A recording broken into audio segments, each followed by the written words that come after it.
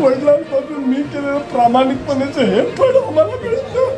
देव मानत होते उद्धव साहेब, त्यांच्यासारखे नाव घेतात आणि सांगतात की माझं चुकी झालं, मी शिंदे साहेबांवर विश्वास ठेवला, त्यांनी मला शब्द दिलेला. पालघरचे आमदार श्रीनिवास वनगा यांचे शिवसेना शिंदे पक्षातर्फे उमेदवारी डावलल्याने वनगा हे कालपासून नैराश्यामध्ये असून ते आत्महत्या करण्याच्या विचाराधीन आहेत. आमच्या प्रामाणिकपणाचं हेच फलित आहे का, असा सवाल मुख्यमंत्री एकनाथ शिंदे यांनी आपली फसवणूक केल्याचा आरोप त्यांनी केला आहे. पालघर विधानसभेसाठी श्रीनिवास वनगा यांच्याऐवजी माजी खासदार राजेंद्र गावित यांना आता संधी देण्यात आली आहे. श्रीनिवास वनगा यांना उमेदवारी नाकारताना निवडून येण्याची क्षमता नसल्याचे तसेच सर्वेक्षणात नकारात्मक निकाल मिळाल्याने त्यांना पक्षाच्या वरिष्ठ मंडळींकडून सांगण्यात आलं होतं. अशावेळी भाजपामधून शिवसेना शिंदे पक्षात प्रवेश देऊन गावित यांना उमेदवारी देण्यात आली आहे. राजेंद्र गावित यांना पक्षप्रवेश देण्यापूर्वी श्रीनिवास वनगा यांची मुख्यमंत्री एकनाथ शिंदे यांच्यासोबत 2 दिवसांपूर्वी प्रदीर्घ चर्चा झाली होती. त्यावेळी डहाणू मतदारसंघात भाजपातर्फे उमेदवारी देण्याचं त्यांना आश्वासन देण्यात आलं होतं. मात्र डहाणूची उमेदवारी भाजपाने विनोद मेढा यांना दिल्यानंतर श्रीनिवास वनगा यांच्या भावनांचा बांध फुटला.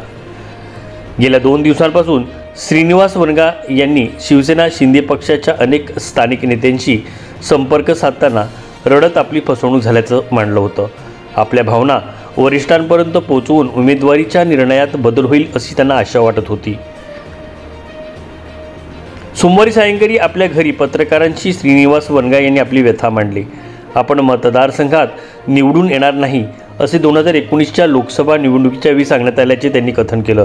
तरी देखील पक्ष नेतृत्वावरती विश्वास ठेवून प्रत्येक वेळी आपण प्रामाणिकपणे काम केल्याचं त्यांनी नमूद केलं.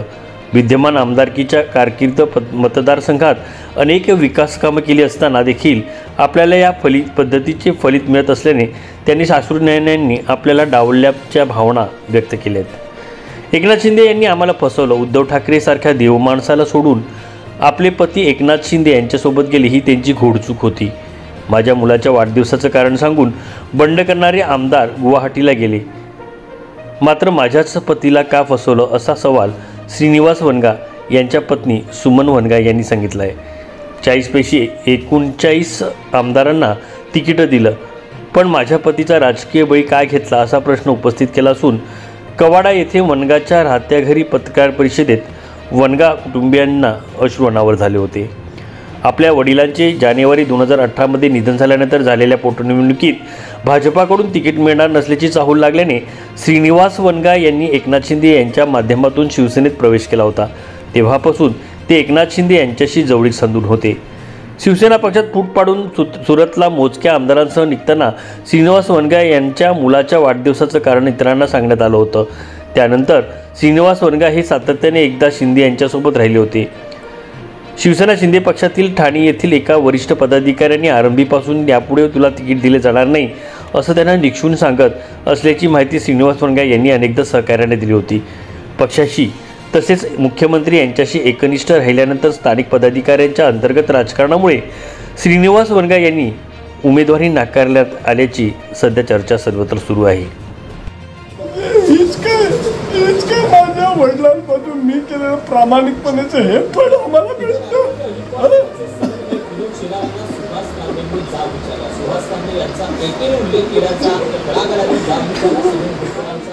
असं तसं मला बहाणं दाखवतो, निगेटिव्ह आहे, मतदारसंघातून निवडून नाही, तुझा रिपोर्ट हे आहे आणि हे कारण देऊन मला त्यावेळेस पण डावडलं. तू थांब, तुम्ही थांबला प्रामाणिकपणे, प्रत्येक वेळेस गावीत नाही.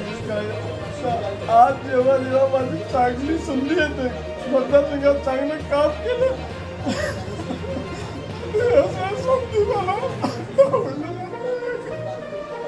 माझे मिस्टर श्रीनिवास वनगा हे त्यांच्या पालघर विधानसभेमध्ये काम व्यवस्थित करत होते. त्यांनी फक्त ते प्रसिद्धी नव्हते करत, परंतु त्यांना असं वाटलेले की मला उमेदवारी मिळेल ह्या नात्याने ते बांधणी करत होते आणि त्यांचं काम व्यवस्थित प्रामाणिक आणि एकनिष्ठ राहिले. ज्यावेळेस ते माझ्या मुलाचा वाढदिवस होता 20 तारखेला, तेव्हा ते तिकडे गेले. त्यांना सांगितलं आणि त्यांना शब्द पण दिलेला होता की तुम्हाला आम्ही परत हे घरी नाही बसवणार, तुम्हाला परत आम्ही तुमच्यासाठी आहोत असं. परंतु तो शब्द पाळला नाही आणि कालपासून ते जेवतच नाही, काय बोलत पण नाही, वेड्यासारखे वागतात, आत्महत्या करणार असेच बोलतात की माझं आयुष्य संपून गेलं. ज्या माणसाने मला देव मानत होते उद्धव साहेब, त्यांचे सारखे नाव घेतात आणि सांगतात की माझं चुकी झालं, मी शिंदे साहेबांवर विश्वास ठेवला, त्यांनी मला शब्द दिलेला. 39 आमदारांना त्यांनी पुनर्वसन त्यांचं परत केलं आणि माझ्या मिस्टरांचं काय चुकलं? तर ते काल 2-3 दिवस झाले जेवतच नाही आणि नुसते मरायच्याच गोष्टी दाखवतात.